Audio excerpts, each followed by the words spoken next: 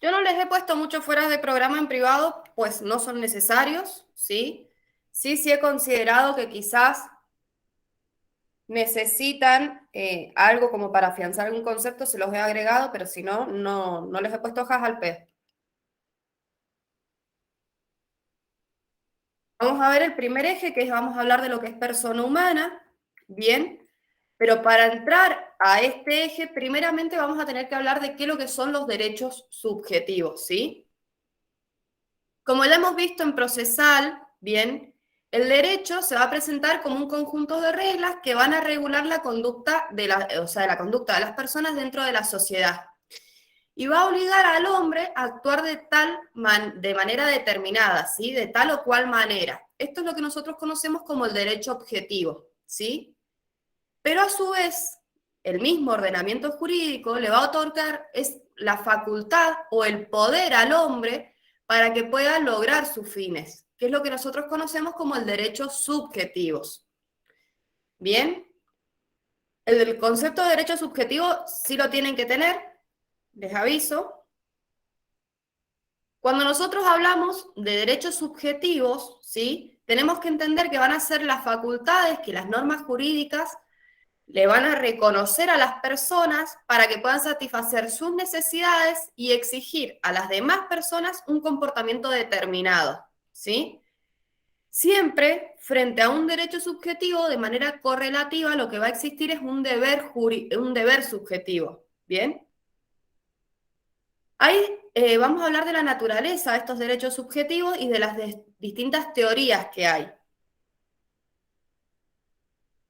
Tenemos primeramente las teorías que los van a negar, ¿bien? Dentro de los que las niegan tenemos a Duit y a Kelsen. ¿Qué es lo que nos dice Kelsen, sí? Que el derecho solo puede imponer a las personas un determinado deber jurídico. Para Kelsen no existen los derechos subjetivos, solo van a existir los deberes jurídicos. Y cuando se produce un hecho que viola la ley, bien, el Estado le va a conceder fuerza al particular damnificado para que restablezca esa norma violada, bien. Entonces, Kelsen, ¿qué es lo que va a hacer? Va a equiparar lo que es el derecho subjetivo con el derecho objetivo, bien. Después tenemos a Duit. Duit, ¿qué es lo que sostiene? Que la sociedad, que dentro de la sociedad el hombre se tiene que someter al ordenamiento jurídico de carácter objetivo y tiene que cumplir con los deberes que este ordenamiento le va a imponer, como así también con la función social que a este le corresponde. Entonces, Duguid lo que nos dice es que el hombre no tiene derechos subjetivos, solamente tiene deberes y funciones que este debe cumplir.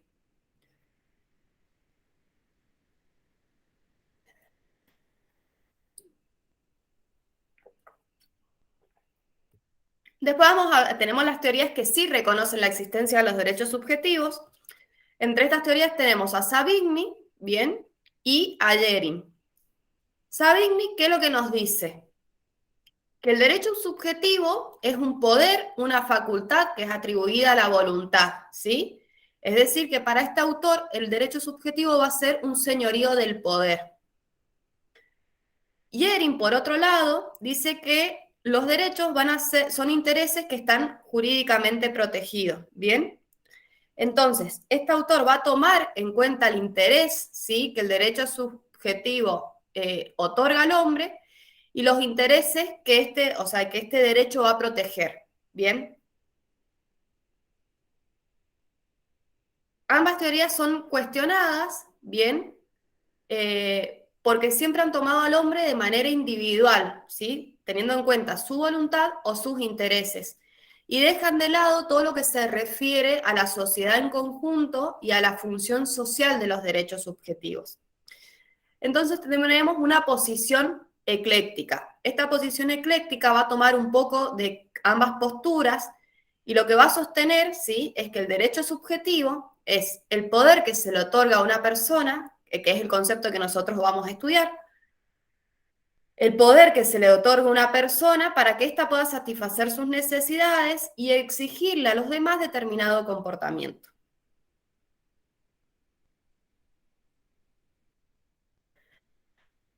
Los derechos subjetivos a su vez se dividen en derechos, se clasifican, perdón, en derechos patrimoniales y derechos extrapatrimoniales.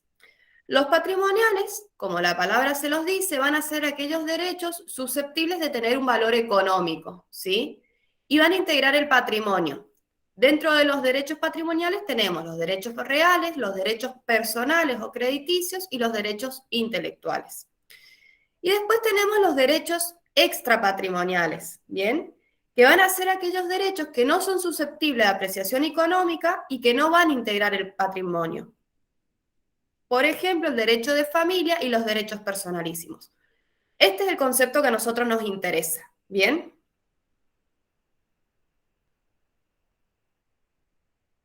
Ahora sí ya entramos de lleno en el programa. Los derechos personalísimos, ¿sí? Son aquellos derechos subjetivos extrapatrimoniales cuyo fin es proteger la personalidad humana en todos sus aspectos, ¿sí? Van a ser libertades, van a ser derechos propios del hombre, sin los cuales no sería posible su existencia como tal. ¿Cuál es la naturaleza jurídica de los derechos personalísimos? Son derechos subjetivos, ¿sí? Porque otorgan la facultad de ejercitar dichos derechos y el correlativo deber jurídico de respetarlos. Estos derechos siempre son oponibles erga omnes, es decir, contra todos. Ahora vamos a hablar de lo que son los derechos y los actos personalísimos, ¿sí? Como ya dijimos, los derechos personalísimos son aquellos que van a recaer sobre ciertos aspectos o manifestaciones de la personalidad del hombre para proteger el libre desenvolvimiento de éste. Dentro de estos derechos tenemos el derecho al honor, a la salud, a la intimidad, a la integridad física y a la libertad. Son los caracteres de estos derechos personalísimos es que son absolutos porque se dan erga omnes, son extrapatrimoniales porque no son valorables económicamente. Hay casos en que cuando son lesionados puede surgir un derecho de índole patrimonial. Son irrenunciables porque no se puede renunciar a ellos, ¿sí? El titular los va a tener durante toda su vida. Son relativamente disponibles por las partes. ¿Por qué? Porque se puede disponer de ciertos derechos personalísimos bajo ciertas condiciones. Primeramente, lo que tiene que estar es el consentimiento.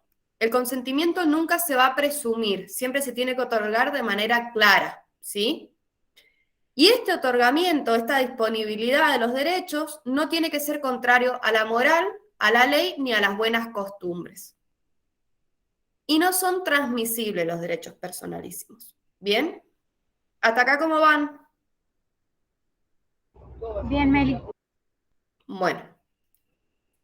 Ahora vamos a entrar al punto 2 del punto 1, que vamos a hablar de los atributos de la persona humana, ¿sí?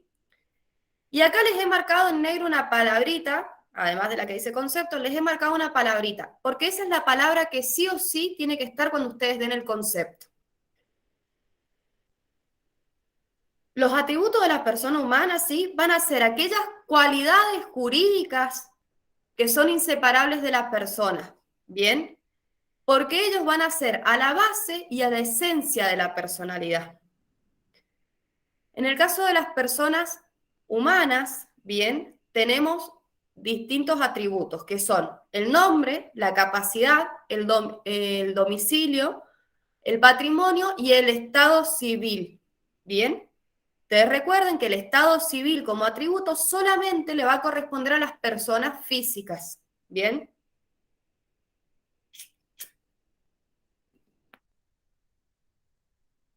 Los caracteres de los atributos de las personas son necesarios, porque ninguna persona puede prescindir de ellos, inseparables, porque no pueden ser separados de la persona, inalienables porque no se pueden enajenar, imprescriptibles porque no prescriben con el transcurso del tiempo, y únicos porque solamente se tiene uno de cada clase. ¿Bien? Vamos a hablar del primer atributo, ¿bien? El primer atributo es el nombre. El nombre, como atributo de la persona humana, ¿sí? tiene dos partes, el prenombre y el apellido. Este va a servir para realizar la individualización de la persona. El prenombre es lo que nosotros conocemos como el nombre de pila y es lo que va a individualizar al individuo dentro del núcleo familiar, ¿sí? Y el apellido es lo que va a individualizar al sujeto dentro de la sociedad, ¿sí? Es el nombre de familia, lo que normalmente se conocía como nombre de familia. ¿Cuáles son los caracteres de este atributo? Es obligatorio, es único, es inalienable, es imprescriptible, inembargable e inmutable, ¿sí? Ahora vamos a hablar de lo que es el régimen legal.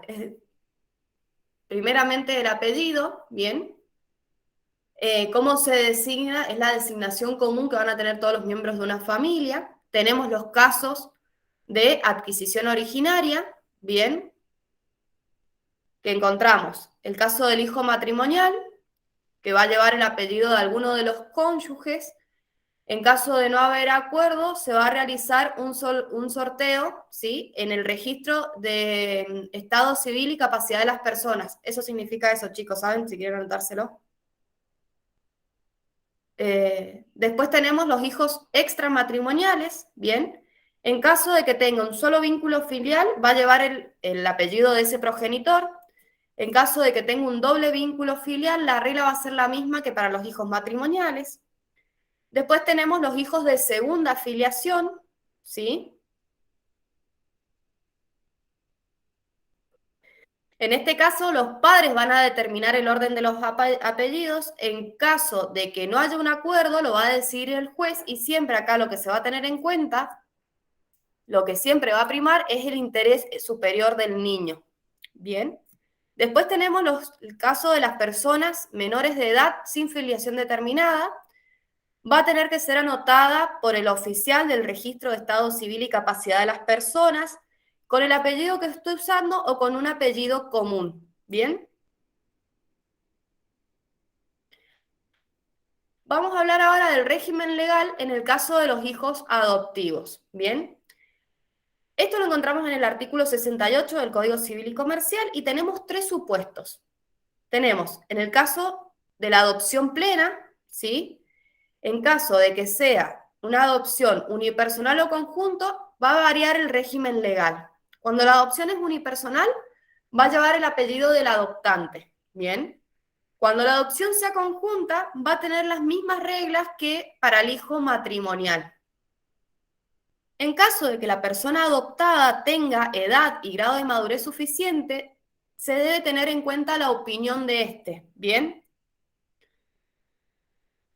Después tenemos el caso de la adopción simple. En el caso de la adopción simple, si el adoptado tiene edad y grado de madurez suficientes, ¿sí? O incluso los mismos adoptantes, puede solicitar que se mantenga el apellido de origen. Se le puede adicionar o anteponer el apellido de los adoptantes o de uno de los adoptantes, ¿sí? Y en el caso de la adopción por integración, el adoptado que tenga un solo vínculo filial de origen se va a insertar en la familia del adoptante con los efectos de una adopción plena, ¿sí? Y el adoptado que tenga un doble vínculo filial, el juez le va a otorgar la adopción plena o simple, dependiendo de las circunstancias del caso, y siempre atendiendo al interés superior del niño. Y después tenemos lo que son la adquisición derivada del apellido, que tenemos el casamiento y la viudez. En el caso del casamiento, cualquiera de los cónyuges puede optar por usar el apellido del otro con la preposición de o sin ella, ¿sí? En caso de un divorcio o de una nulidad del matrimonio, esta persona divorciada no puede seguir utilizando el apellido del otro cónyuge, excepto que por motivos razonables el juez la autorice a hacerlo o lo autoriza a hacerlo. ¿Bien? Y después vamos a hablar del caso de la viudez. El cónyuge viudo va a poder seguir usando el apellido del otro cónyuge siempre y cuando no contraiga nuevas nupcias ni constituya una nueva unión convivencial. ¿Bien? Y ahora vamos a hablar de las acciones de protección del nombre. Primero tenemos la acción de reclamación, esto lo encontramos en el artículo 71 del Código Civil y Comercial. En los distintos incisos están las acciones de protección.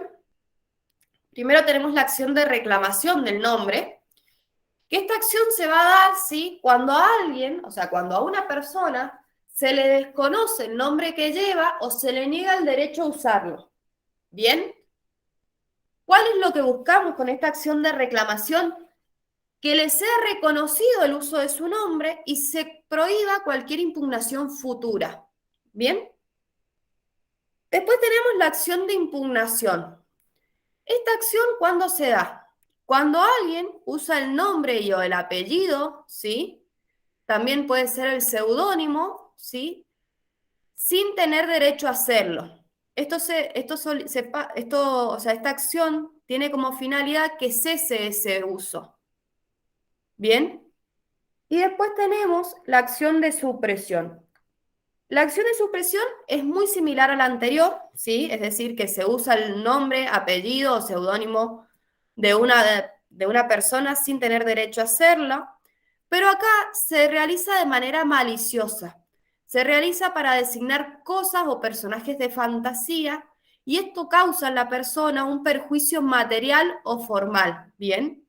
A través de dicha acción lo que se busca es que se suprima, o sea, que cese el uso de ese nombre. ¿Bien? ¿Hasta acá van bien?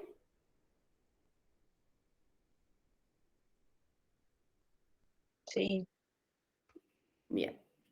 Ahora vamos a hablar del segundo atributo de la persona, vamos a hablar del domicilio. ¿Bien?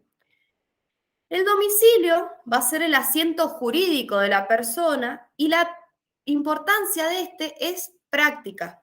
¿Por qué? Porque va a determinar la ley que se debe aplicar, va a fijar la competencia de los jueces y va a servir para hacer las notificaciones. ¿Bien? El domicilio es legal porque está fijado por la ley, es necesario porque ninguna persona puede carecer de un domicilio general y es único, ¿sí? A los efectos legales solamente se va a tener un solo domicilio general.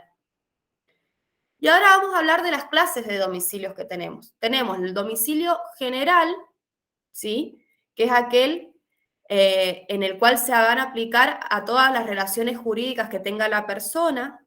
A su vez, este se va a dividir en domicilio real y domicilio legal. Y tenemos el domicilio especial, ¿sí?, que se va a establecer para relaciones jurídicas determinadas. El domicilio real, ¿sí?, es el lugar en el cual la persona va a tener su residencia habitual, ¿sí? Es el lugar donde la persona realmente vive o donde tiene el centro principal de sus actividades. Acá se tienen que dar dos requisitos: el corpus, es decir, el elemento material, es decir, la residencia efectiva en el lugar, y el animus, que es el elemento intencional, es decir, la intención de permanecer en ese lugar. Bien, el domicilio real es voluntario, porque está fijado de manera voluntaria por la persona, mutable porque puede ser modificado, e inviolable. Esto lo encontramos en el artículo 18, ¿sí? Es una garantía constitucional. El domicilio legal, por su lado, es el lugar donde la ley va a presumir, ¿sí?, sin admitir prueba en contra, que la persona reside de manera permanente para el ejercicio de sus derechos y el cumplimiento de sus obligaciones. Es un domicilio que es forzoso y que es excepcional. Forzoso porque está establecido por la ley, ¿sí?, de manera independiente a la voluntad de la persona, y excepcional porque está enumerado de manera taxativa por la ley. ¿Y quiénes son aquellas personas que tienen domicilio legal? los funcionarios públicos en el lugar donde cumplen sus funciones, los militares en servicio activo en el lugar donde prestan servicio, los transeúntes o las personas de ejercicio ambulante, ¿sí? O aquellas personas que no tengan un domicilio conocido, lo van a tener en el lugar de su residencia actual y en el caso de las personas incapaces, en el domicilio de sus representantes. Y el domicilio especial, o sea, como última clasificación, va a ser aquel que se va a establecer para ciertas relaciones jurídicas. Nuestro Código Civil y Comercial solamente lo regula o sea, solamente habla del domicilio contractual y el domicilio especial no es un atributo de las personas, ¿sí?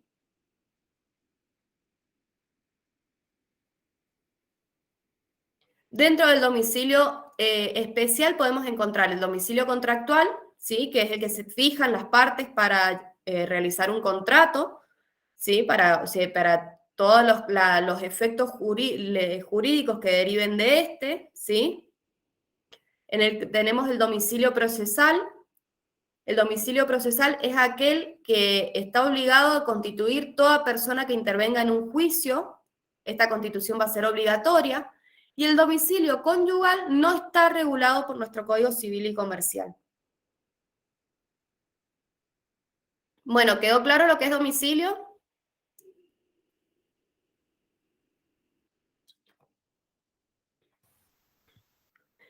Ahora vamos a hablar, ¿sí?, de lo que es el Estado civil. El Estado civil es un atributo propio de las personas físicas y va a hacer referencia al rol que ocupa esa persona en la sociedad. Los caracteres del Estado civil es que las normas que regulan el estado de las personas son de orden público, es decir, que no pueden ser modificadas por voluntad de los interesados. Es indivisible y oponible erga omnes. Es recíproco correlativo porque a cada estado de una persona le corresponde el de otra persona que resulta correlativo y es inalienable, es decir, que es intransmisible.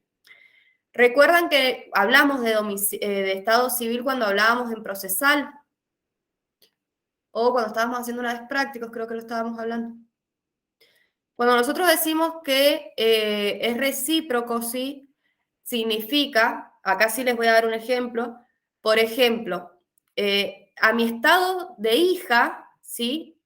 Correlativamente tengo a mi papá con su estado de padre, ¿bien?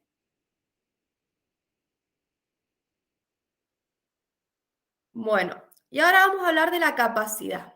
La capacidad es uno de los atributos más importantes de las personas. La capacidad de derecho siempre va a estar presente, ¿sí? Los caracteres de la capacidad es que las reglas que gobiernan la capacidad son de orden público, no pueden ser modificadas por voluntad de los particulares.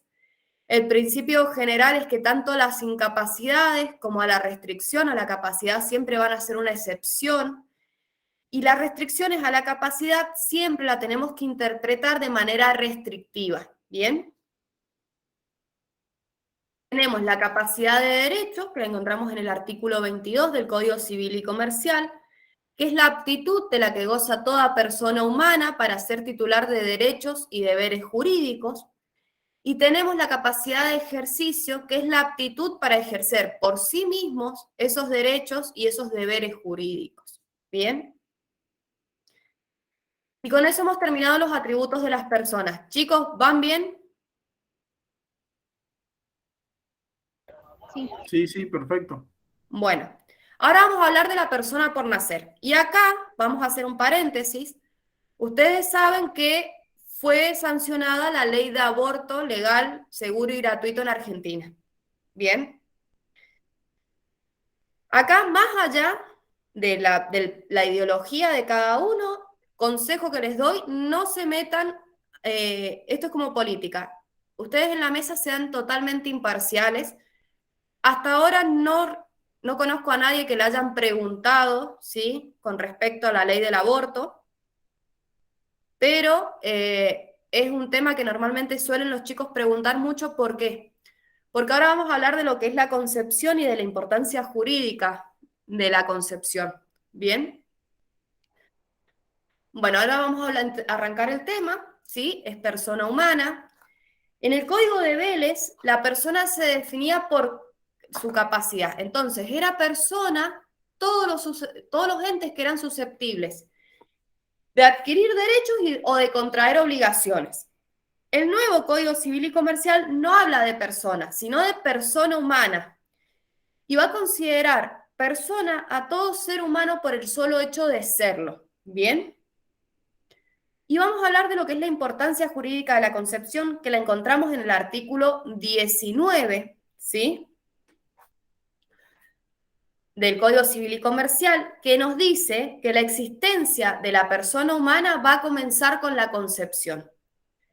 ¿Y qué es lo que es la concepción? Es el acto biológico, ¿sí? Que se da cuando se produce la fecundación del óvulo por el espermatozoide, lo que va a producir el cigoto, ¿bien?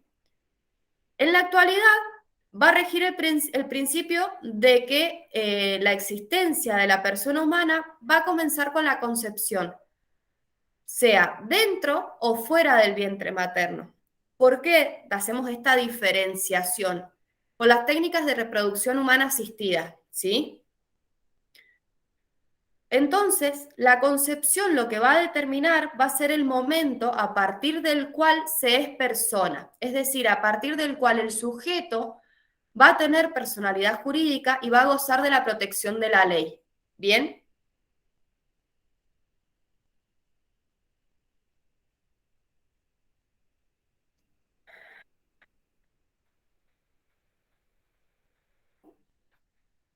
Vamos a hablar primeramente de lo que es la duración del embarazo, ¿bien?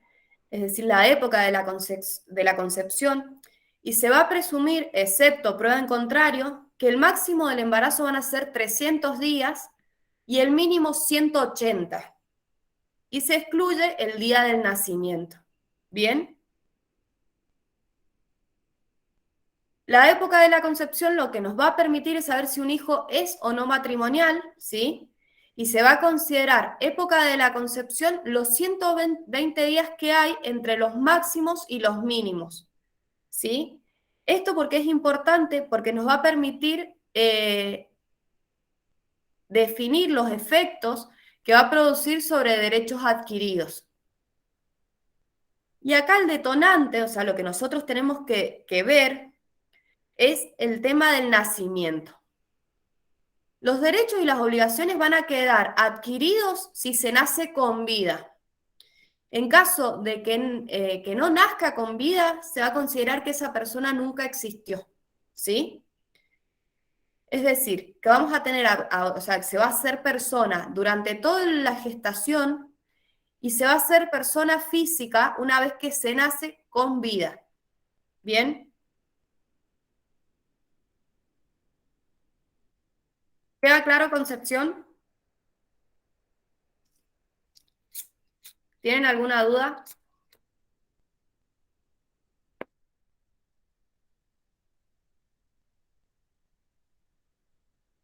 Bueno, ahora vamos a hablar de la ausencia de la persona, ¿bien? Vamos a hablar de la ausencia simple. La ausencia simple es un supuesto que se va a dar cuando una persona desaparece de su domicilio, no tenemos noticias de ella y no ha dejado un apoderado, ¿bien? Entonces lo que se va a hacer es designarse un curador a esos bienes, si el cuidado de estos bienes lo exige, ¿bien? La misma regla se tiene que aplicar si existe apoderado, pero en este caso sus poderes son insuficientes o no desempeña el mandato de manera conveniente.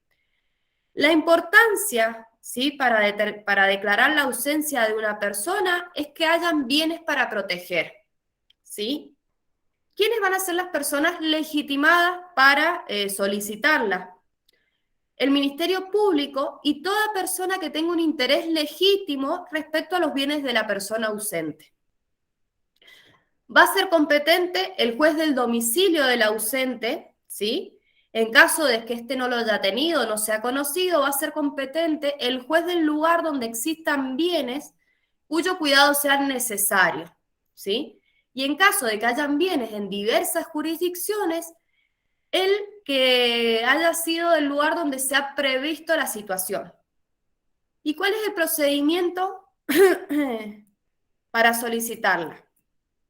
El presunto ausente se tiene que citar por edictos durante 5 días y si vencido este plazo no comparece, se va a dar intervención al defensor oficial o en su defecto se va a nombrar un defensor al ausente. En estos casos, el Ministerio Público siempre va a ser una parte necesaria del juicio. Si antes de la declaración de ausencia se promueven acciones contra el ausente, debe representarlo el defensor. Y en caso de urgencia, el juez puede designar, ¿sí?, un administrador provisional o adoptar las medidas que las circunstancias aconsejen, o sea, que sean necesarios teniendo en cuenta las circunstancias del caso.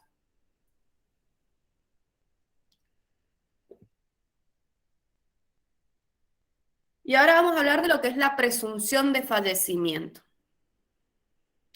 La presunción de fallecimiento se da cuando la ausencia de la persona se da por el periodo de 3 años y no se tiene noticia de ella, ¿sí?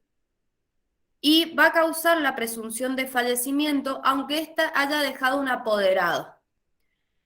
Y el plazo se va a contar a partir de la fecha que se tuvo la última noticia de la persona ausente. ¿Bien? Después tenemos el caso extraordinario. El caso extraordinario encontramos 2 supuestos. El primer supuesto es que la persona se haya encontrado en un incendio, en un terremoto, o en un suceso semejante que haya sido susceptible de ocasionar la muerte, o haya participado de una actividad, ¿sí?, que implique el mismo riesgo y no se tenga noticia de ella por el término de 2 años.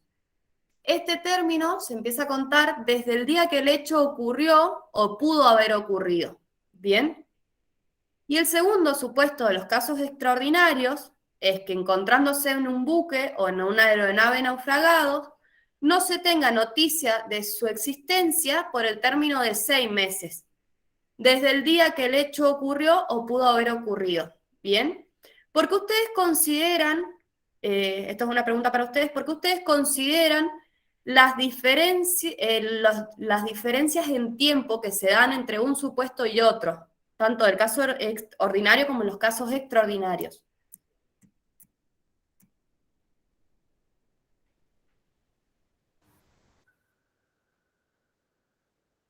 ¿Por qué es mayor en uno y menor en otro, Meli, decís? Claro, porque en algunos casos te piden 3 años, porque en algunos casos te piden 2, porque hay un caso donde son 6 meses. Porque existe más posibilidad de... ¿La magnitud del suceso? Sí, va por ahí. O sea, es por la posibilidad de supervivencia que hay, ¿sí? O por el riesgo que se crea en ciertas situaciones, ¿sí? Se los pregunto porque a un chico de uno de los primeros cursos que yo di lo desaprobaron porque no supo contestar eso. Y es una estupidez. ¿Quiénes van a ser los legitimados? Acá va a ser legitimado cualquier persona que tenga un derecho subordinado a la muerte de la persona, o sea, la persona que nosotros queremos declarar presuntamente fallecida. Tiene que justificar los extremos legales y realizar todas las diligencias que tienden a la averiguación de la existencia del ausente. En este caso, el juez competente va a ser el juez del domicilio del ausente, ¿sí?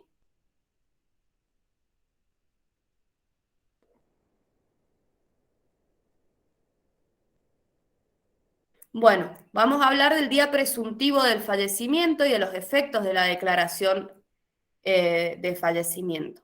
¿Cómo vamos a fijar el día presuntivo del fallecimiento? En el caso ordinario va a ser el último día del primer año y medio. ¿Bien? En el primer caso extraordinario va a ser el día del suceso y en caso de que este no esté determinado, el día del término medio, en la época en que el suceso ocurrió, pudo haber ocurrido. Y en el segundo caso extraordinario, el último día que tuvimos una noticia cierta de ese buque o esa aeronave naufragados. En caso de que sea posible, la sentencia también va a tener que determinar la hora presuntiva del fallecimiento. En caso que no se pueda, ¿sí? Se va a tener por sucedido a la expiración del día declarado como presuntivo de fallecimiento, es decir, a las 23:59 de ese día. Esto es importante, chicos, el tema de la hora, ¿sí? Por los casos de premoriencia, ¿sí? ¿Ustedes saben cuáles son los casos de premoriencia? No, Meli. Bueno, acá sí les voy a dar un ejemplo, es que, por ejemplo, van dos personas en un auto, bien, padre e hijo, y tienen un accidente, fallecen los dos. Se va a establecer cuál de los dos fallece primero para ver los derechos sucesorios. ¿Bien?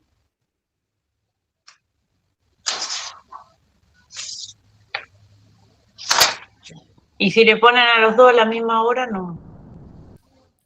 Es que normalmente no se les pone la misma hora porque, por ejemplo, si es padre e hijo, se va a considerar que el padre, por la edad, va a fallecer siempre antes. ¿Me seguís, Cari? Eso lo determinan siempre los... Médico forense. Bueno, y ahora vamos a hablar de la entrega de los bienes. Meli, te consulto. Sí. Por un ejemplo, digamos, en el caso de que fuese hoy el término de presunción del fallecimiento y no se pueda precisar con exactitud la hora, sería el día de hoy a las 12 de la noche, ¿no? 23:59. Bien. Bien, bien.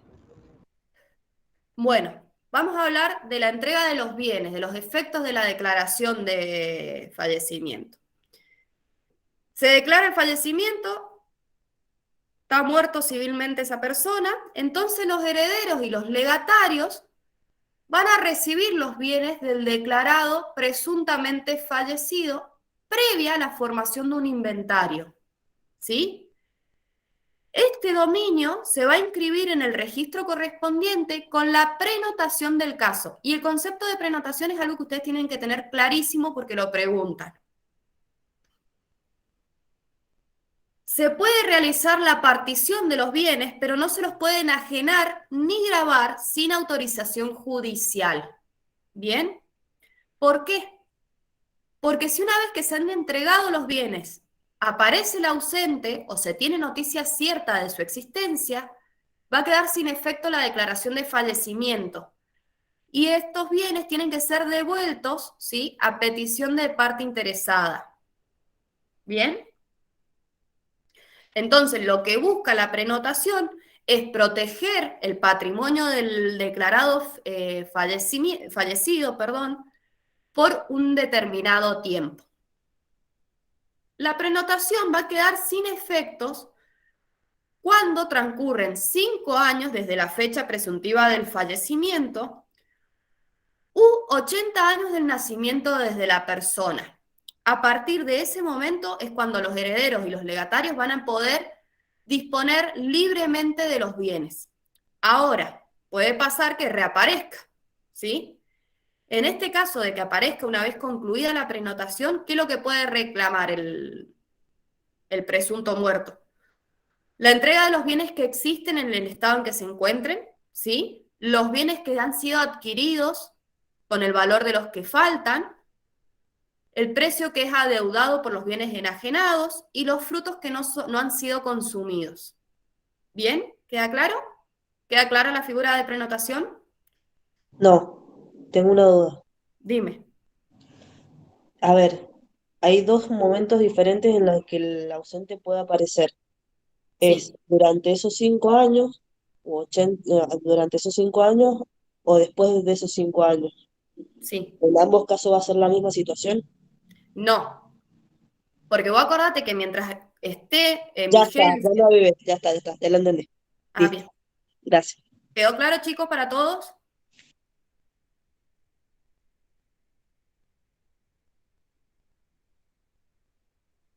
¿Queda claro el eje 1?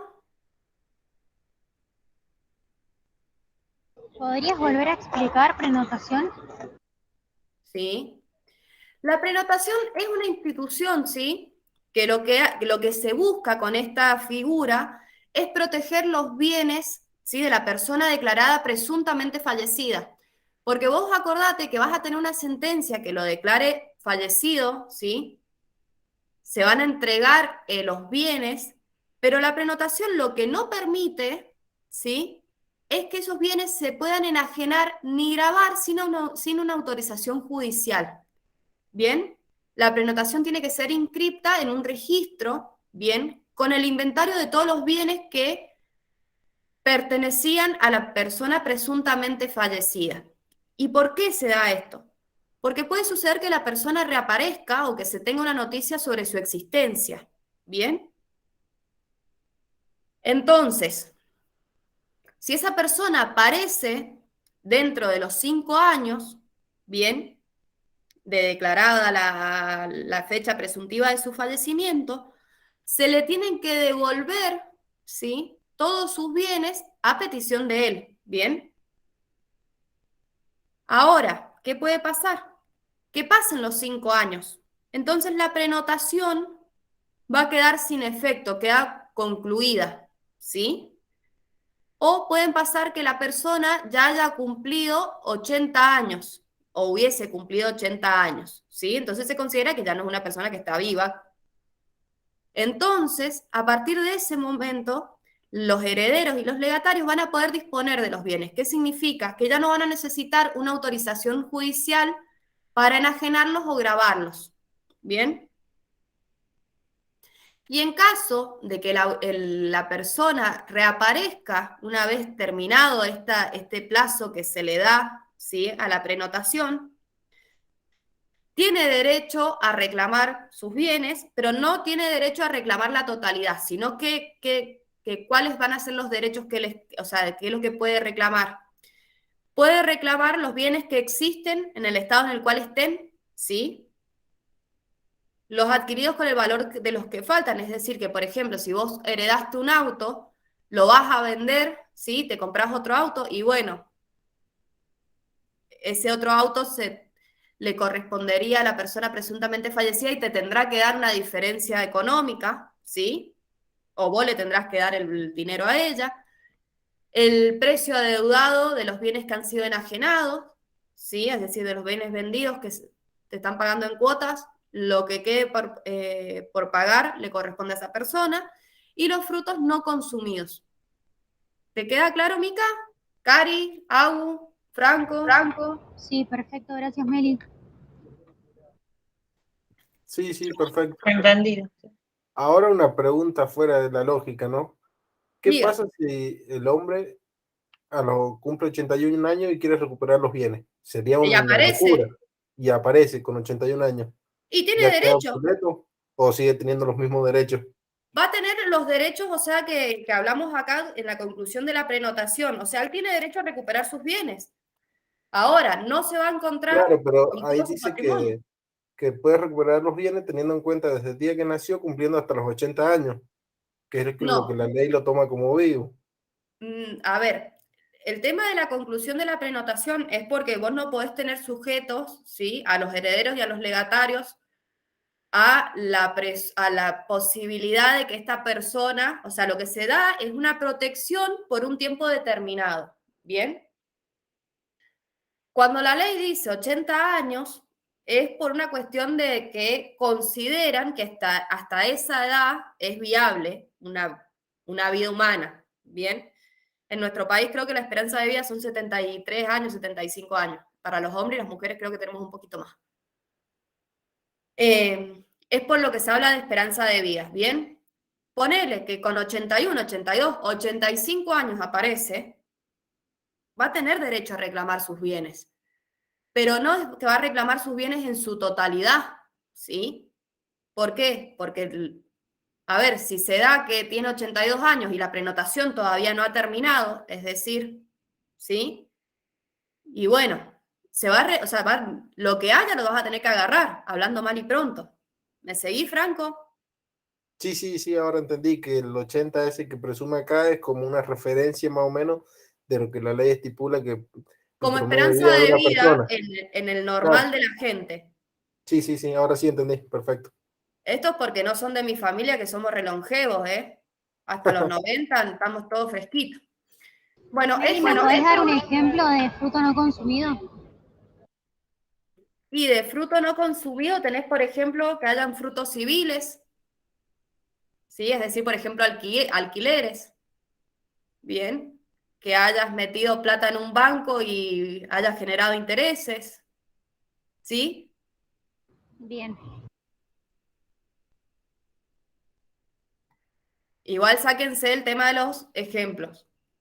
A veces son necesarios, pero no siempre. ¿Alguna duda, chicos, de G1? ¿Queda claro nombre? ¿Queda claro capacidad?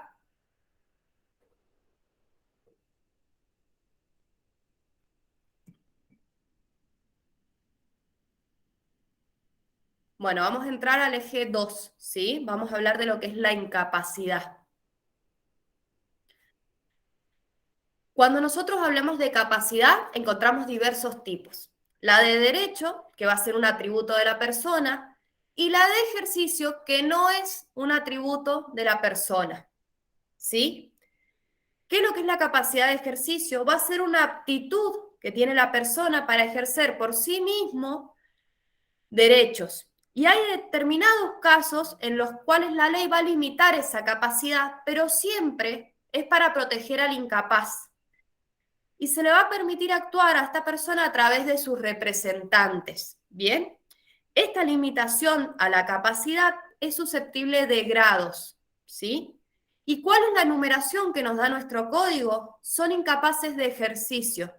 La persona por nacer, la persona que no cuente con edad y grado de madurez suficiente, y la persona que ha sido declarada incapaz en una sentencia judicial. ¿Bien?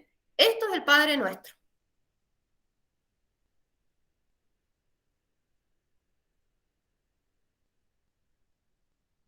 Y vamos a entrar al punto 2, que es la distinción entre menor de edad y adolescente. Menor de edad va a ser toda aquella persona que no ha cumplido 18 años, ¿sí? Y el adolescente es la persona menor de edad que ya cumplió sus 13 años. ¿Bien? Y vamos a hablar del derecho de los menores de ser oídos, ¿sí? La persona menor de edad siempre va a ejercer su derecho a través de sus representantes. Cuando cuenten con la edad y grado de madurez suficiente, va a poder ejercer por sí mismos los actos que les son permitidos por el ordenamiento jurídico. Las personas menores de edad van a tener derecho a ser oídos en todo proceso judicial en los cuales ellos sean parte o les conciernan, ¿sí? Porque nosotros recordemos que el nuevo Código Civil y Comercial establece una forma de adquisición de la capacidad de ejercicio de manera gradual y flexible y va a tener siempre en cuenta la edad y el grado de madurez suficiente. ¿Bien? Esto es lo más relevante que tiene nuestro nuevo Código Civil y Comercial.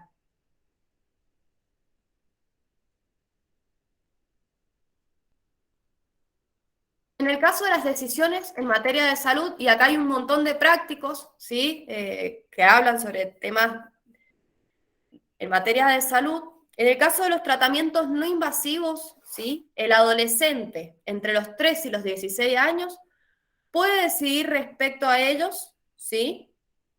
Como si fuese un adulto. En el caso de los tratamientos invasivos que comprometan su estado de salud, tiene que prestar el consentimiento con la asistencia de sus progenitores, ¿sí? En caso de que haya un desacuerdo, se va a resolver teniendo en cuenta el interés superior del niño y la opinión médica, ¿sí? Y siempre resuelve un juez. Y a partir de los 16 años, se va a considerar un adulto para todas las decisiones que sean respecto al cuidado del propio cuerpo. Y acá, porque hay muchos prácticos, yo les pregunto, para ustedes, un tatuaje, ¿sí? A partir de los 16 años, ¿necesita autorización de los padres?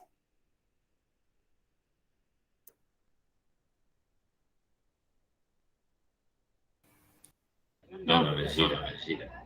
No la necesita porque no se lo considera invasivo. Bien. En cambio, si yo les digo, Se quiere operar las pechugas. Se quiere hacer los pechos. ¿Ustedes consideran necesita autorización de los padres? Sí, sí. Teniendo 16 años, sí. Bien, bien. Bien, chicos. Ahora vamos a hablar, ¿sí?, de la noción de persona con capacidad restringida y de la persona con incapacidad, ¿sí?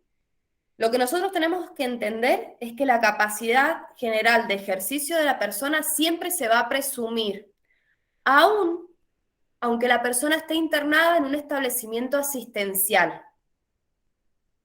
Las limitaciones de la capacidad siempre son de carácter excepcional y siempre se imponen en beneficio de la persona, ¿sí? Y en este caso, la intervención estatal siempre va a tener un carácter interdisciplinario. ¿Bien? A ver, no es tan simple conseguir una declaración de incapacidad, ¿bien?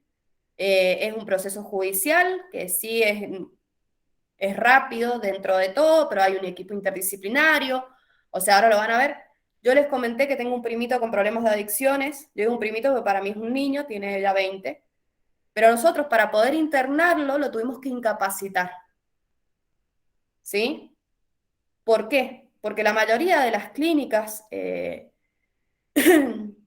para adicciones son voluntarias. Ahora, para que el adicto considere que tiene un problema, o sea, cuesta mucho. O sea, necesitan tocar mucho fondo. Así que bueno, ahora nos vamos a meter de lleno ya en ese tema. La persona, sí, va a tener derecho a recibir información a través de todos los medios o tecnologías que sean adecuadas para su comprensión. Bien, va a participar del proceso judicial con asistencia letrada, que le tiene que ser proporcionado por el Estado en caso de que carezca de medios, y siempre se van a priorizar las alternativas terapéuticas que sean menos restrictivas de los derechos y la libertad de esa persona. ¿Bien? A partir de los 13 años, se puede restringir judicialmente la capacidad de una persona cuando ésta padezca una adicción o una alteración mental que sea permanente y prolongada, que tenga la suficiente entidad, ¿sí?, y que se estime que en caso de no restringirse la capacidad, pueda ocasionar un daño a su persona o a sus bienes. En el caso de la persona que se encuentre absolutamente imposibilitada de actuar con su entorno y de expresar su voluntad a través de cualquier medio, modo o formato, y una vez que el sistema de apoyos haya resultado ineficaz, ¿sí?, el juez puede declarar la incapacidad. Nuestro código tiene un criterio biológico jurídico, ¿sí?, que establece que el juez va a poder restringir la capacidad de ejercicio de una persona cuando ésta sufre una adicción o una alteración mentalmente prolongada. Esto es el criterio biológico, ¿sí? Y cuando hablamos de la gravedad de esa adicción o esa alteración mental, que genere, ¿sí?, que corra peligro su persona o sus bienes, es cuando nosotros hablamos del criterio jurídico. ¿Bien?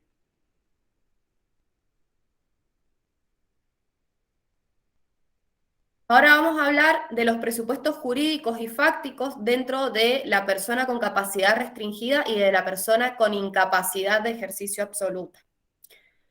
La persona con capacidad restringida, por regla, va a ser una persona capaz. Solamente no va a poder ejercer por sí misma determinados actos que se tienen que especificar en la sentencia, ¿sí? Y el juez tiene que designar él o los apoyos que él considere necesario, siempre buscándolo y limitar lo menos posible la autonomía de la persona. Y siempre la red de apoyos lo que busca es promover la libertad y la autonomía de esa persona. ¿Bien? Después tenemos la persona de incapacidad de ejercicio absoluta. La persona de incapacidad de ejercicio absoluta va a ser la que está imposibilitada de interactuar con el entorno y de expresar su voluntad por cualquier medio, modo o formato adecuado, y cuando el sistema de apoyos ha resultado ineficaz. Entonces, en este caso, ¿qué se va a designar? Un curador. ¿Bien?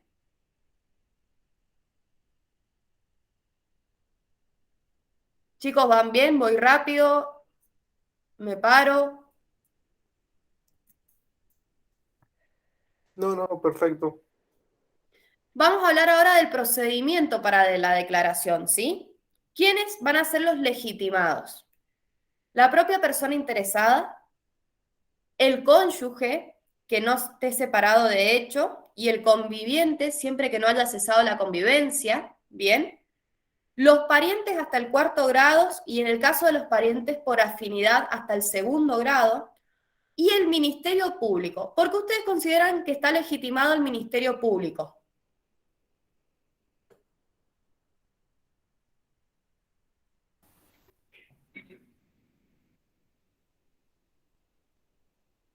Bueno, porque es una cuestión de orden público. Al margen de eso,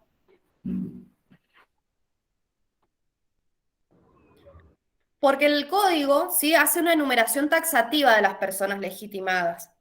Ahora, ¿qué sucede si, por ejemplo, el cónyuge está separado de hecho, no va a estar legitimado para solicitarla por sí mismo? ¿Bien? Pero sí la puede solicitar o puede hacer la denuncia en el Ministerio Público para que éste actúe, ¿sí?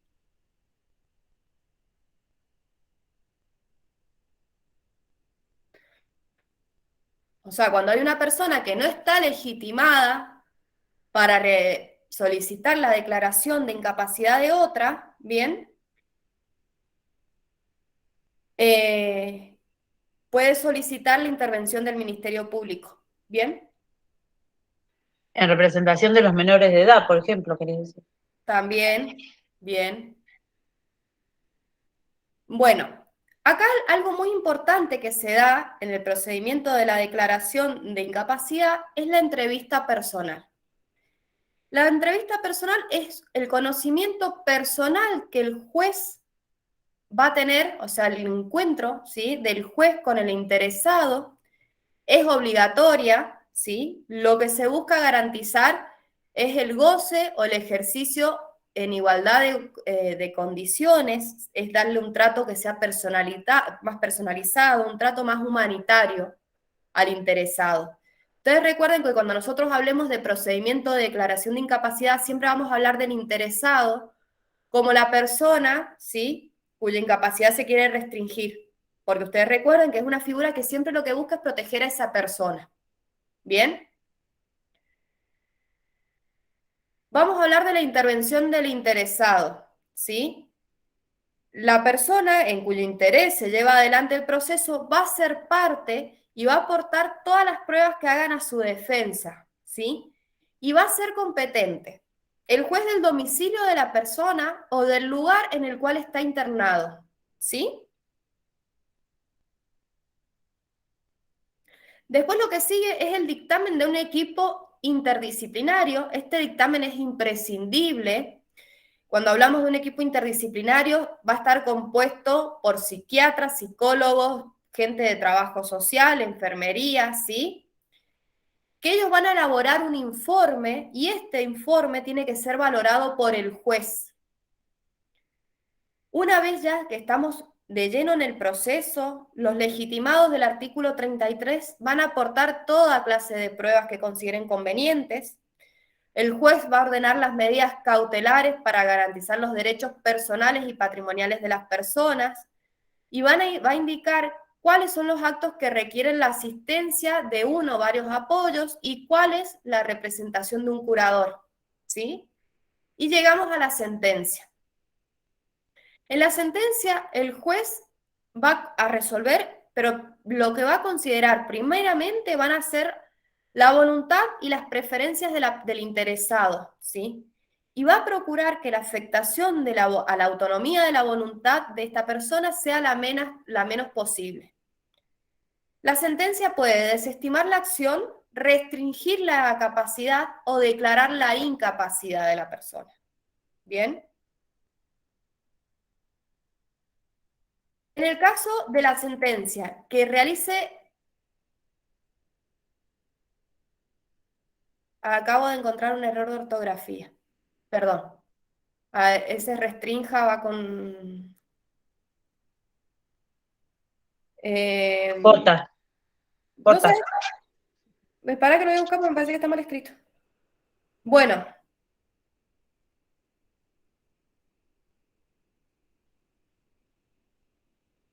Va con J, qué bruta. Póngale 0, perdón. Ahora se los arreglo, ¿saben? En el caso de la sentencia que limite o restrinja la capacidad, tienen que señalar los actos y las funciones que la persona no pueda realizar por sí misma, ¿sí? Y le tiene que designar los apoyos que considere necesarios y va a indicar el modo en el cual esos apoyos van a actuar, ¿sí? En el caso de la sentencia que disponga la incapacidad, ¿sí? Tiene que indicar los curadores que se van a designar. ¿Bien? La sentencia tiene que estar inscrita en el registro de estado civil y capacidad de las personas.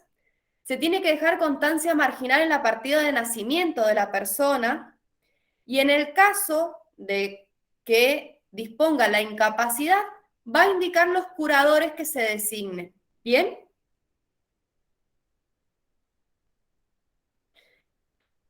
Vamos a hablar ahora de lo que es la revisión de la sentencia. La sentencia se puede revisar en cualquier momento e instancia de parte, pero el juez tiene la carga de impulsar de oficio la revisión en un plazo no mayor a 3 años, ¿sí? En caso de que esto no ocurra, el Ministerio Público tiene que instar a que lleve adelante la revisión de la sentencia. Y vamos a hablar del cese de la incapacidad. El cese de la incapacidad se tiene que declarar por el mismo juez que la declaró. Se tiene que hacer un examen del equipo interdisciplinario, ¿sí? En caso de que la sentencia haya sido de incapacidad, la nueva sentencia puede resolver el cese total y definitivo de la incapacidad, puede confirmar la situación actual o puede convertir esa incapacidad en una capacidad restringida. En este caso, lo que va a hacer es especificar cuáles son las restricciones y va a nombrar los apoyos necesarios, ¿sí? En el caso de la sentencia que ha sido de capacidad restringida, el juez puede, o sea, la nueva sentencia puede resolver el cese total de las restricciones, ampliar o disminuir la nómina de actos y si se requiere de nuevos apoyos, puede solicitar mantener la situación actual, ¿sí? Y cualquiera sea la sentencia, ustedes recuerden que se tiene que inscribir en el registro de estado civil y capacidad de las personas. Y vamos a hablar de los inhabilitados. ¿Quiénes pueden ser inhabilitados? Los pródigos. El pródigo es esa persona que por la mala gestión que realiza de sus bienes exponen el patrimonio familiar a que éste se vea menoscabado, ¿sí? El pródigo es una persona capaz.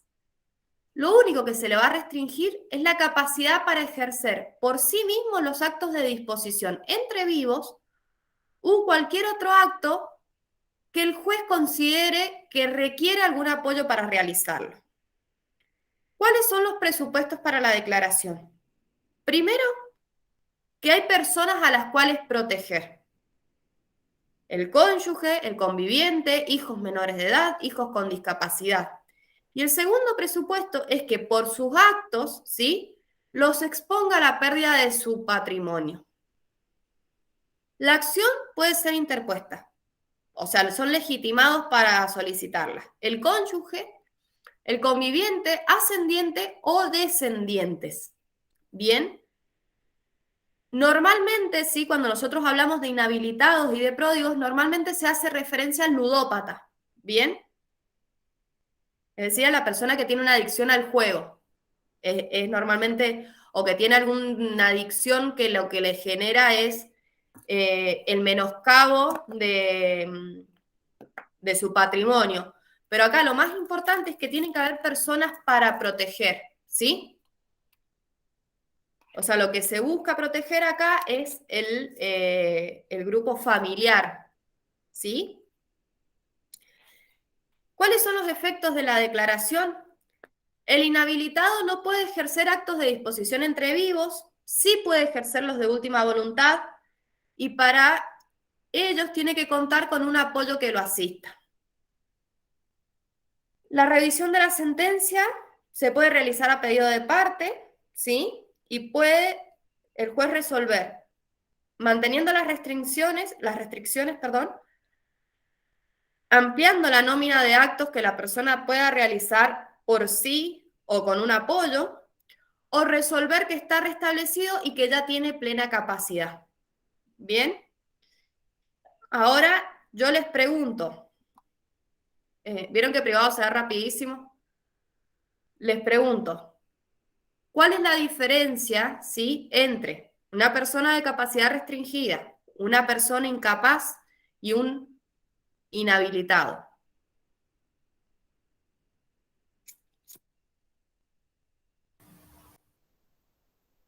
La persona con capacidad restringida, en la sentencia va a tener que constar cuáles son los actos que no va a poder realizar. ¿Sí? Luego tenemos Es decir, que va a ser una persona capaz, ¿sí? Sí, que va a tener limitados ciertos actos que van a constar en la sentencia. Bien. La persona incapaz va a ser aquella que no va a poder, no sé, el concepto, orar por sí sola, va a necesitar la El presencia de un incapaz jurado. es la persona imposibilitada, de manera total. ¿Sí? Claro. Bien. Y en el caso del inhabilitado, Y va a ser aquellos sujetos que no puedan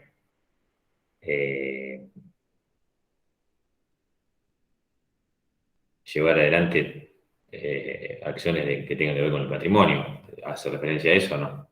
a la dilapación del patrimonio, claro, hace referencia al malgastar, o sea, Al a manejo la del mala patrimonio, administración. claro. Y acá ustedes siempre recuerden que lo importante es que haya siempre personas para proteger. ¿Bien? ¿Alguna duda, chicos? No. No. Perfecto. ¿Vieron qué hermosos son los privados? Sí. Comparado con procesal.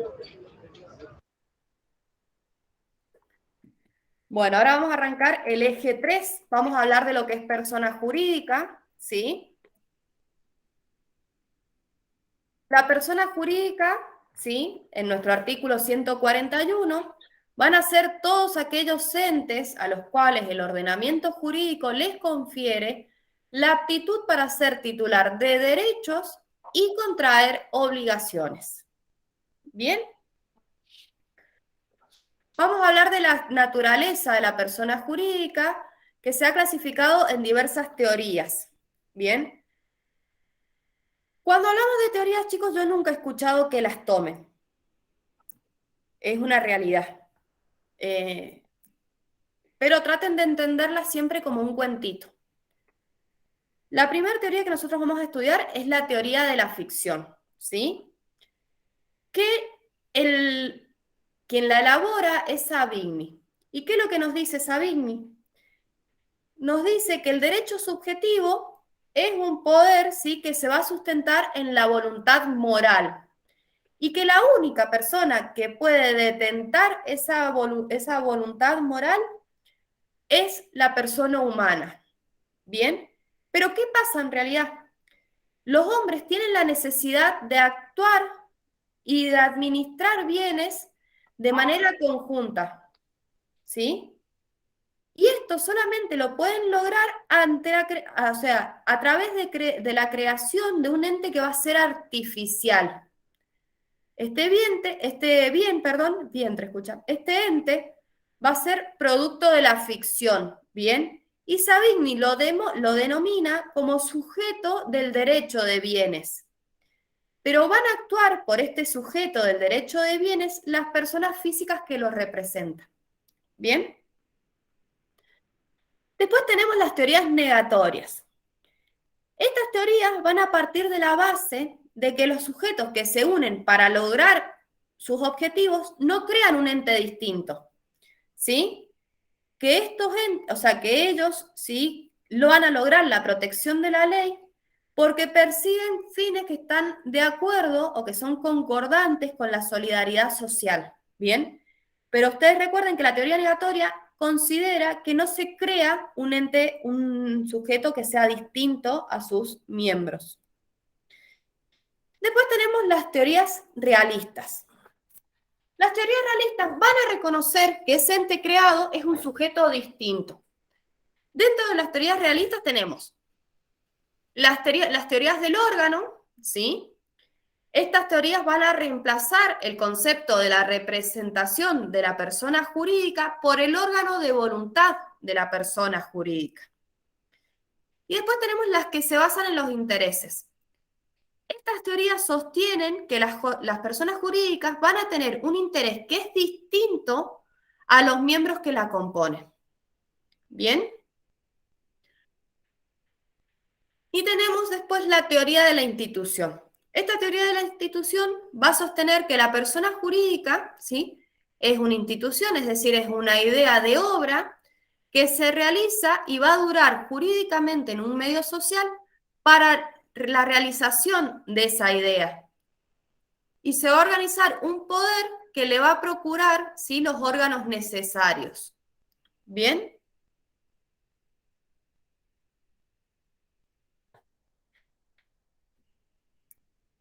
En nuestro caso, ¿sí?, cuando nosotros hablamos de persona jurídica, para nosotros la persona jurídica tiene una personalidad distinta a la de sus miembros. Y estos miembros no van a responder por las obligaciones contraídas por esta persona jurídica, salvo en los casos que están previstos por la ley. ¿Bien? Eso ya lo vamos a ver ahora en un ratito. El primer principio es el principio de separación de patrimonios. Este principio va a operar, ¿sí?, en relación a los bienes de titularidad de la persona jurídica. Entonces, estos bienes no van a pertenecer ni a uno ni a todos los miembros de esta persona jurídica, y en relación a ¿sí?, a las obligaciones, ninguno de sus miembros ni el conjunto de estos va a ser responsable de esas obligaciones. ¿Bien? Y entramos a lo que es la inoponibilidad de la persona jurídica. Este tema lo toman mucho, ¿sí? Como nosotros ya dijimos, la persona jurídica, ¿sí?, es una persona que es distinta de los socios que la integran y que va a tener un patrimonio propio, ¿sí?, independiente del patrimonio de sus socios. Entonces, sus miembros no van a responder por las obligaciones de la persona jurídica. Pero se dan casos, ¿sí?, en que esta distinta personalidad no se puede oponer. ¿Qué significa que no se puede oponer, chicos?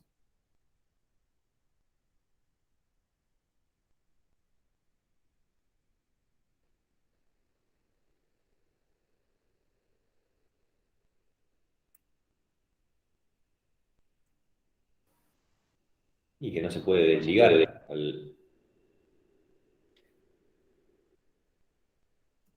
La palabra inoponibilidad nunca me quedó en claro, Meli. Por eso la vamos a charlar. Busquemos el concepto, a ver, busquen el concepto de oponibilidad y de inoponibilidad.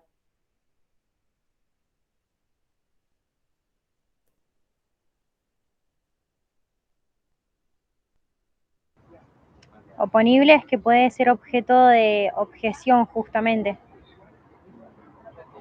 Bien. Inoponible.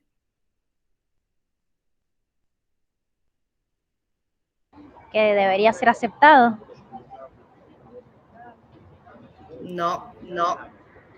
Busquen el concepto.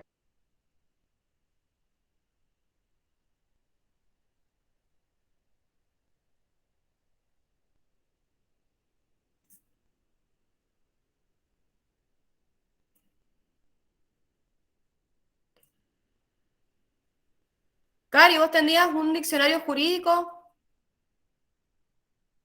Acá tengo un concepto, ustedes me dirán.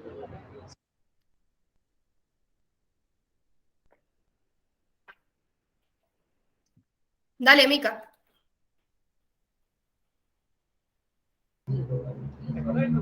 ¿Me escuchan? ¿Sí? Bueno, acá lo estaba diciendo.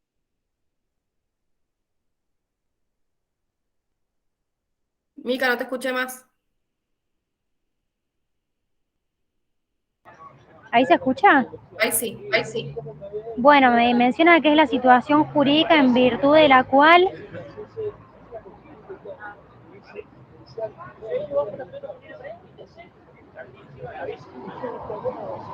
un acto va a resultar ineficaz respecto a determinadas situaciones.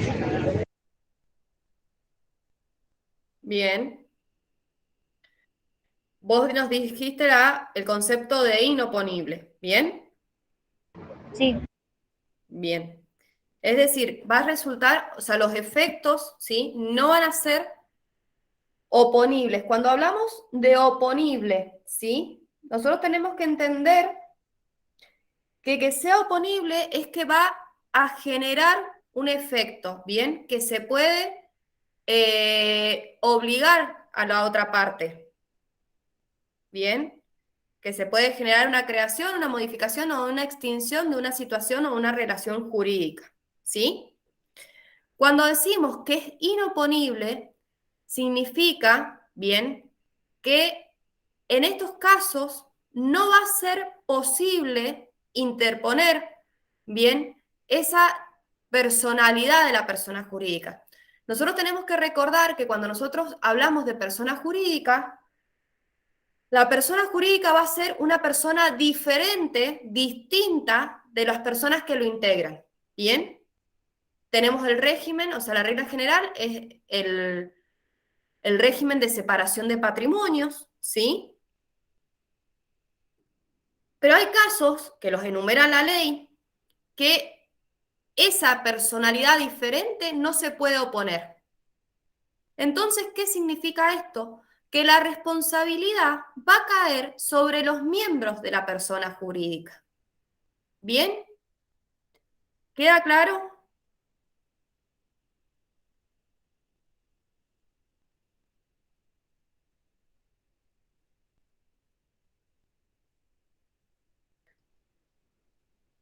Chicos, ¿me escuchan? ¿Se me cortó internet? Chicos, ¿están ahí? sí se escucha, Meli. Bueno, ¿queda claro? Sí, un poco así, ya después lo busco y Sí, más o menos en realidad. Quiere decir que se va a delegar la responsabilidad a No, aquellos representantes de la personería jurídica. no se va a delegar, porque ¿qué pasa? ¿Sí? La personalidad, ¿sí? Jurídica se va a sacar directamente, es como una cortina que se va a correr. Y esto va a o sea, y la responsabilidad, ¿sí? Porque que, que se produzca, porque la persona jurídica haya sido, por ejemplo, creada para conseguir fines ajenos a ella o haya sido utilizada para conseguir fines a ellos, ajenos a ella, ¿sí? Cuando ha sido creada para violar la ley, para violar el orden público, para frustrar derechos de terceros, el juez, ¿qué es lo que va a hacer? Va a correr la personalidad, ¿sí? De la persona jurídica y directamente va a actuar, ¿sí? Va a atribuir la responsabilidad a los miembros de esta. ¿Bien? Entonces ya no vamos a estar hablando de régimen de separación de patrimonios, ya, o sea, ellos van a ser los responsables, ¿sí? Por los perjuicios o los daños que hayan causado a través de esa persona jurídica. ¿Bien?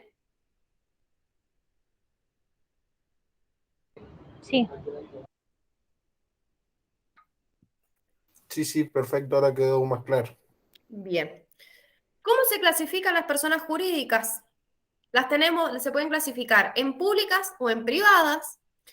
Las públicas son aquellas titulares de poderes o prerrogativas del Estado, están reguladas de manera principal por el derecho público, parte de su actividad también se regula por el derecho privado, ¿bien?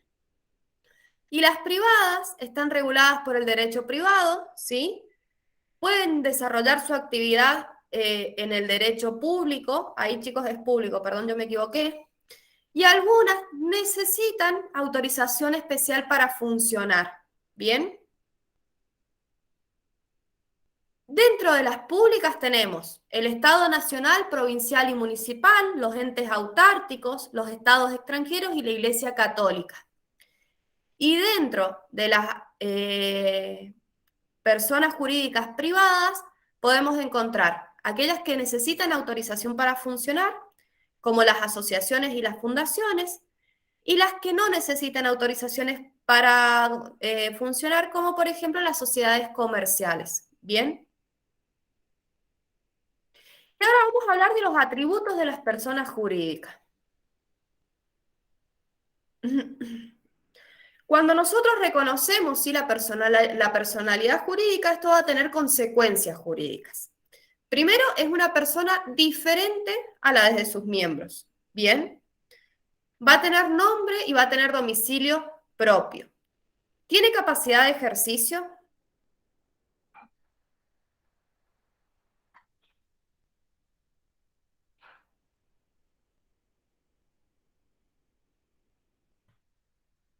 ¿Sí? Nómica.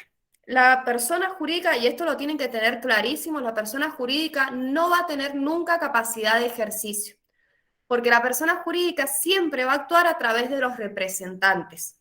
¿Bien? La capacidad de ejercicio, ustedes recuerden que tampoco es un atributo de la persona, pero solamente corresponde a las personas humanas. ¿Bien? Y con respecto a la capacidad de derecho, esta capacidad de derecho va a estar limitada al principio de especialidad. ¿Qué es lo que es el principio de especialidad? Que la persona jurídica solamente va a poder adquirir derechos y contraer obligaciones para el cumplimiento de su objeto y los fines para los cuales ha sido creada. ¿Bien? La persona jurídica va a tener un patrimonio propio que es independiente del de sus miembros. O sea, todo esto forma parte de cuando nosotros hablamos de personalidad jurídica, ¿sí? Que esto es lo que corre el juez cuando es inoponible, ¿sí? Los deudores de la persona jurídica son deudores de la persona jurídica y no de sus miembros. Los miembros pueden actuar como testigos en un pleito en el cual la persona jurídica sea parte, ¿sí? Y un miembro de la persona jurídica puede celebrar en calidad de terceros un contrato con la persona jurídica. ¿Bien? ¿Queda claro? Sí. Con respecto a los atributos de las personas jurídicas, ¿sí? El primero del que vamos a hablar va a ser el nombre. La persona jurídica tiene que tener un nombre, que puede ser un nombre de fantasía o el nombre de algún miembro, ¿sí? Se le tiene que agregar la forma jurídica adoptada, lo que nos va a permitir saber la naturaleza y el sistema de responsabilidad de la persona jurídica, o sea, el sistema de responsabilidad de la persona jurídica. Y los recaudos para la elección del nombre son la veracidad, la novedad y la aptitud distintiva, ¿sí? Este nombre no tiene que contener términos o expresiones que sean contrarios a la ley, al orden público, a las buenas costumbres. No tiene que inducir a error sobre la clase o el objeto de la persona jurídica. Y la inclusión del nombre de una persona humana va a necesitar el consentimiento de ésta, ¿sí? Y se va a presumir cuando sea miembro de la persona jurídica. ¿Bien? Cuando hablamos de domicilio y sede social, tiene su domicilio el domicilio va a ser el fijado en el estatuto, ¿sí? O en la autorización que se le da para funcionar. En caso de que tenga muchas sucursales, va a tener domicilio especial en el lugar de cada uno de los establecimientos en los cuales se encuentran esas sucursales, ¿sí? Para realizar el cambio de domicilio se requiere y es obligatoria la modificación del estatuto, ¿sí? En cambio, el cambio de la sede puede ser resuelto directamente por el órgano de administración, ¿sí? Pero lo que tenemos que tener en cuenta es que las notificaciones que se hagan en esa sede inscripta van a ser válidas y van a ser vinculantes respecto a la persona jurídica. Y cuando nosotros hablamos de domicilio y sede social, lo que ustedes tienen que entender es esto. El domicilio va a ser una indicación genérica de una localidad, de una ciudad. Cuando nosotros hablamos de la sede, va a ser la dirección exacta, ¿sí? Por ejemplo, la sede sería calle Irigoyen 31 de Ciudad, ¿bien? Y el domicilio, ¿sí? Sería Ciudad de Mendoza, ¿bien? O capital, en este caso nosotros a Mendoza le decimos ciudad a la capital, ¿bien?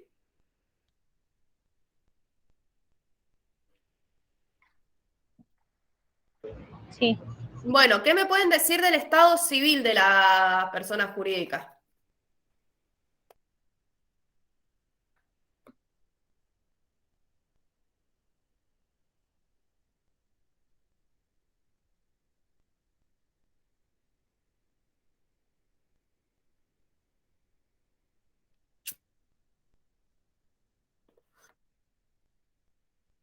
Vamos a empezar a compararlos con los atributos de la persona humana. Cuando hablamos de estado civil, ¿qué me pueden decir del estado civil de la persona jurídica? Estado civil de la persona jurídica o la persona Sí, humana, persona humana. no de No la persona, tiene, de no la tiene persona. estado civil la persona jurídica. Puede ser que sea, por ejemplo, sociedad anónima, una SRA, ¿eso sería? ¿Qué piensan ¿Qué piensan ustedes? ustedes? Que la persona Que la jurídica persona no tiene jurídica, estado civil. No te escucho, Pauli. Que para mí la persona jurídica no tiene estado civil, solamente es un atributo de la persona física. Bien. Ese tipo de preguntas boludas y preguntas capciosas se las pueden hacer. Estén atentos a esas cosas, ¿sí? Como el Claro, hecho entonces de Como el estaba hecho de que, clasificando los tipos de... claro, vos te fuiste al claro, vos te sistema de fuiste al sistema de responsabilidad. responsabilidad. Sí, sí. Como que les pregunten, chicos, o sea, y sé porque anteriormente he escuchado chicos que les pregunten por la capacidad de ejercicio de la persona jurídica. Esas cosas ustedes las tienen que tener así, o sea, ahí. ¿Bien? Bueno, vamos a hablar del patrimonio. El patrimonio de la persona jurídica va a comenzar a formarse a partir de que los socios se comprometan a realizar los aportes, ¿sí? Y va a ser el conjunto de los bienes con los cuales esa sociedad va a actuar y va a afrontar el pasivo. Ustedes recuerden que la regla general, ¿sí?, es el principio de división de patrimonios. Por lo tanto, ¿sí?, este patrimonio no se va a confundir con el de sus individuos que forman el sustrato material de la sociedad, es decir, no se va a confundir con el de sus miembros. ¿Bien? Y ahora vamos a hablar de la capacidad. La persona jurídica tiene capacidad de derecho, pero tiene una capacidad limitada, ¿sí? Tiene capacidad limitada, ¿por qué? Porque va a estar limitada al objeto y a los fines con los cuales ha sido creada. Entonces, solamente va a poder adquirir derechos y contraer obligaciones para el cumplimiento de ese objeto, ¿bien? Este es lo que nosotros vamos a conocer como el principio de especialidad, ¿bien? Que es la capacidad para celebrar aquellos actos para los cuales ha sido creada. Y también tiene limitaciones que están impuestas por la naturaleza de las cosas. Por ejemplo, no pueden ser titulares de derechos potestativos. ¿Bien? ¿Qué es lo que son los derechos potestativos, chicos?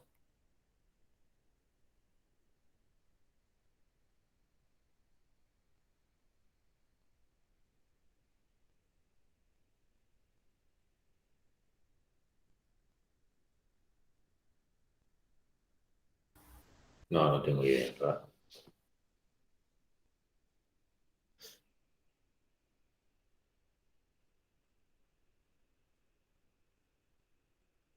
Los derechos potestativos son los derechos, ¿sí?, en los cuales la persona va a producir, o sea, va a poder producir efectos según su voluntad. Y ustedes recuerden que la persona jurídica no tiene voluntad propia. ¿Bien? ¿Por qué? Porque va a actuar siempre a través de sus representantes. ¿Bien?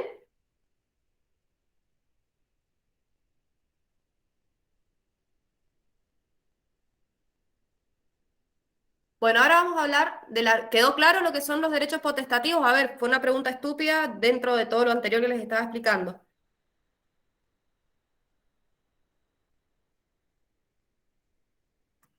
¿Podés repetirlo, Meli? En los derechos potestativos, lo importante es la voluntad de la persona.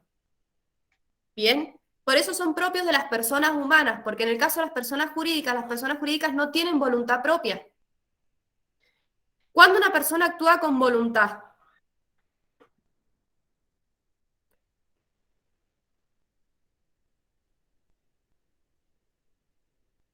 Cuando actúa con discernimiento, intención y libertad. Bien, bien. La persona jurídica, ¿sí? No lo, o sea, no, ustedes recuerden que no va a actuar por su propia voluntad. Ella va a actuar a través de los representantes, ¿sí? O sea, va a actuar a través de personas que, bueno, ahora vamos a entrar en lo que es la representación, que van a manifestar la voluntad del ente, ¿bien? Pero hay derechos propios de las personas humanas que a la persona jurídica no le van a corresponder, ¿sí? Que por eso nos habla de una limitación eh, impuesta por la naturaleza de las cosas, ¿sí?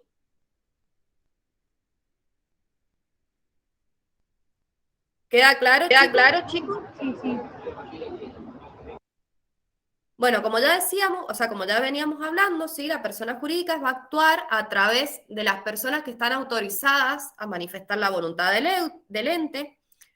¿Cuáles son las pautas generales de cómo tienen que actuar los administradores? Primeramente, tienen que actuar con lealtad y diligencia, se tienen que conducir con la corrección de un hombre honrado, ¿sí? Tienen prohibido contratar con la persona jurídica, salvo que esas contrataciones estén referidas a su actividad ordinaria y en las mismas condiciones en que las hubiese llevado adelante con cualquier tercero. El administrador no puede perseguir ni favorecer intereses que sean contrarios a la persona jurídica. Y el deber del administrador de actuar con diligencia se tiene que examinar según las circunstancias de persona, tiempo y lugar. ¿Bien? Y vamos a hablar de la responsabilidad civil. Los administradores, ¿sí?, van a tener responsabilidad ilimitada y solidaria frente a la persona jurídica, a los miembros y a los terceros por los daños que hayan causado en el ejercicio, o sea, que se hayan causado por su culpa en el ejercicio de sus funciones. ¿Bien?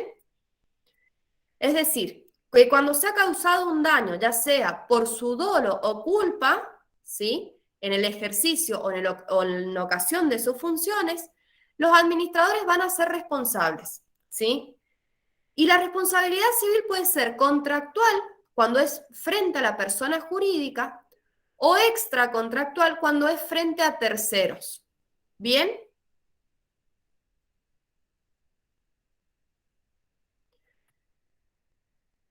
Anonetas, acá.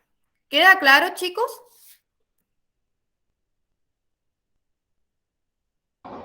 Sí. Cari, Pauli, Franco, Agu. Sí, sí.